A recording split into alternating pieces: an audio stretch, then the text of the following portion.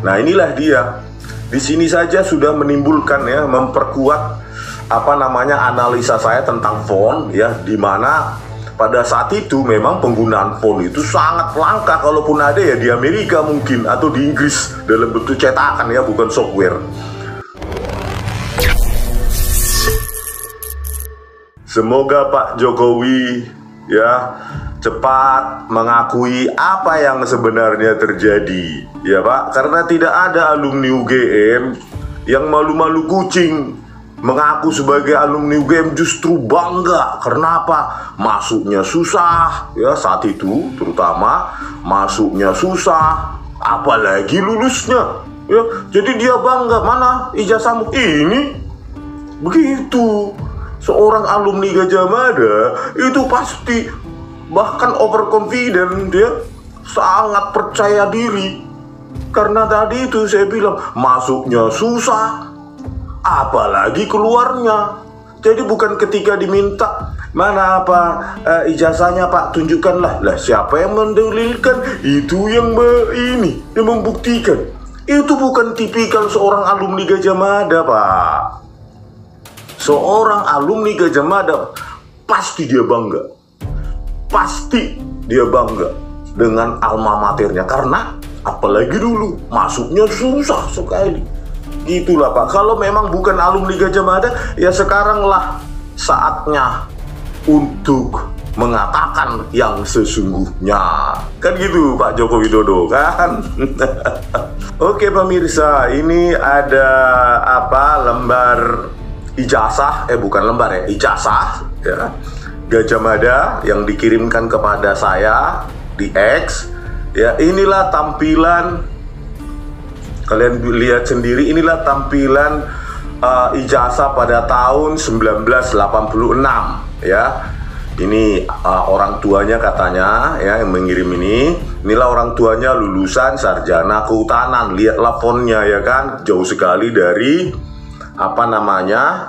font Times New Roman. Dia lulus 4 Agustus 1986. Bentuknya pun masih seperti ini ya. Lihat logonya pun masih sederhana, belum ada watermark logo UGM itu yang berkilau-kilau ya, cantik keemasan gitu. Coba kita perhatikan pada ijazah Joko Widodo. Wah, ini kan sudah Times New Roman. Terus di sini kita lihat situ sudah warna keemasan.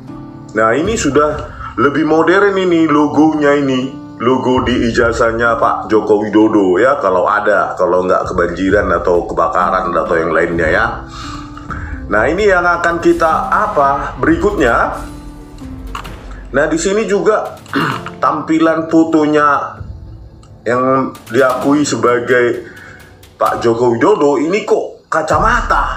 Saya juga bingung ya, waktu saya lulus 98 tahun 1998 sebagai seorang sarjana teknik elektro, itu semua teman-teman ya foto ya tidak ada yang berkacamata gitu loh.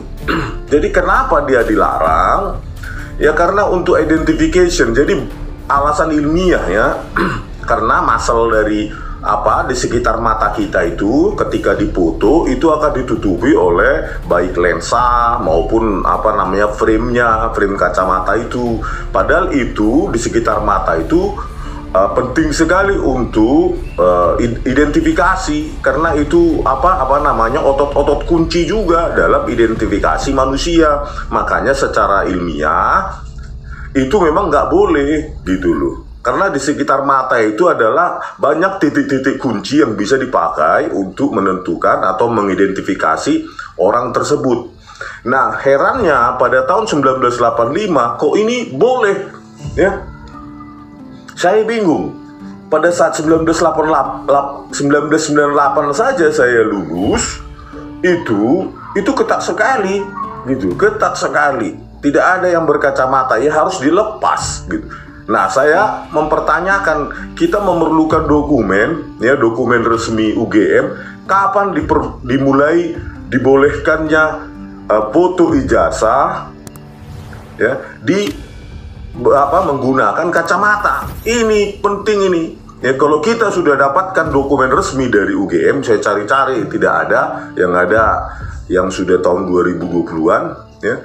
Kalau ini ada, maka ini pasti palsu ya. Nggak perlu pakai analisa font, analisa teknologi, ink data analisis, terus apa namanya radiokarbon C14 dating analysis, itu nggak penting.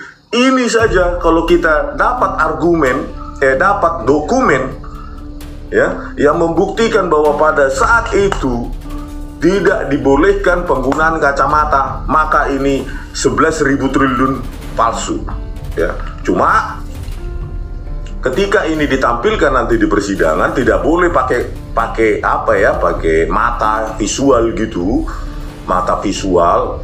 Kita harus buktikan secara ilmiah bahwa ini adalah kacamata ya. Oleh karena itu kita pakai program gitu loh ya. Jadi kalau di persidangan, dari mana Anda tahu? Pasti hakim mengatakan itu. Dari mana Anda tahu itu dia menggunakan kacamata? Ya karena saya lihat Pak, itu kacamata, nggak boleh begitu ya. Kita harus menggunakan objektivitas metode ilmiah untuk mengatakan bahwa itu adalah kacamata. Tapi sebelumnya ya kita lihat dulu bagaimana kita menjejak ya perbedaan ini watermark logo UGM ini yang sudah sangat cantik ini di ijazah Joko Widodo. Coba kita pakai program untuk melihatnya lebih dekat ya. Kalau ini yang yang dikirim ya kepada saya dengan ijazah tahun 1986. Nah, ini programnya saya buat, sudah saya siapkan. Terus ini Joko Widodo. Coba kita zoom dulu ini, kita filter pakai bilateral filtering, kita lihat ya. Kita crop. Nah, terus ini. Nah, inilah dia ya. Coba kurang luas tuh. Nah, inilah dia logonya di 1986. Watermark logo UGM ya, kehijauan, tetapi tidak ada warna keemasan ya seperti logo UGM modern seperti di jasa saya ya 1998 sudah sangat keren. Kalau ini masih sangat sederhana, hijau saja gitu ya. Terus kalau kita lihat di ijazahnya yang katanya Pak Joko Widodo ya, ini ya, kita lihat dulu di sini. Nah, ini coba kita lihat ya. Ini sudah ada keemasan ya, kuning di sini. Kita lihat grafiknya juga berbeda ya, distribusi RGB ya. Tetapi karena ini hanya ditampilkan di layar ya, di layar ketika alumni yang katanya temannya Pak Joko Widodo, tidak ada mereka pegang begini ijazahnya Pak Joko Widodo, cuma ditampilkan dalam proyektor atau monitor gitu, dalam bentuk soft copy, itu pun ya cuma ditampilkan begitu aja gitu. Kalau bisa kita pegang ya ijazahnya Pak Jokowi, kita scan gitu dari primary source, maka bisa kita analisa distribusi warna dari logo UGM-nya ini ya, mengapa dia warna keemasan. Sebenarnya bisa ya, dari logo ini juga bisa kita analisa. Coba lah ini bandingkan ya 1986 dengan 1985 kan. Nah, inilah dia. Kan sangat berbeda ya. Ini ada benar hijau seragam warnanya. Kalau ini distribusi RGB-nya juga berbeda ya. Ini lebih seragam grafiknya ya. Ini lebih banyak puncak-puncak, itu menandakan banyak warna di situ, banyak warna, konten warna di sini ya. Kalau ini lebih seragam dia grafik distribusi RGB-nya. Nah, inilah dia. Di sini saja sudah menimbulkan ya, memperkuat analisa saya tentang font ya, di mana pada saat itu memang penggunaan font itu sangat langka, kalaupun ada ya di Amerika mungkin, atau di Inggris dalam bentuk cetakan ya, bukan software ya. Nah, inilah kita lihat distribusi ini sudah keemasan ya, sudah keemasan di ijazah Joko Widodo yang 1985.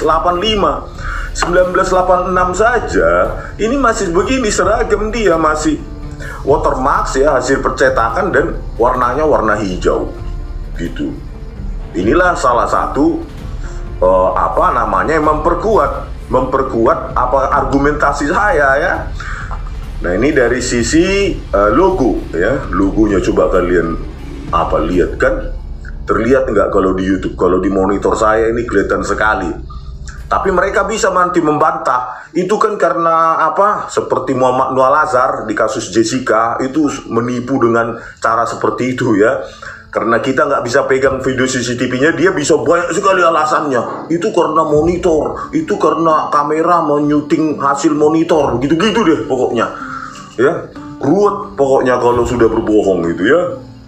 Nah, inilah, itu juga nanti dipakai alasan itu, padahal karena nggak dikasih gitu loh, ya kan? Sama seperti kasus ijazah palsu Joko Widodo ini ya, memperpanjang, memperumit proses. Padahal gampang sekali prosesnya. Tunjukkan siap diuji, atau ya sudah mengaku bahwa ijazah saya palsu, skripsi saya palsu, kan cuma 2 opsi itu saja. Kalau menunjukkan siap diuji secara ilmiah. Karena kalau dari watermark logo game ini saja ya, analisa saya semakin kuat gitu loh. Ya, karena tahun 1986 saja ya nggak seperti itu logonya. Terdistribusi seragam ya, seragam dia ya hijau-hijau saja gitu. Kalau ini kan enggak ya, distribusi warna kuning itu menimpa ke warna hijau seperti emas gitu ya. Itu saja sudah memperkuat analisa kita.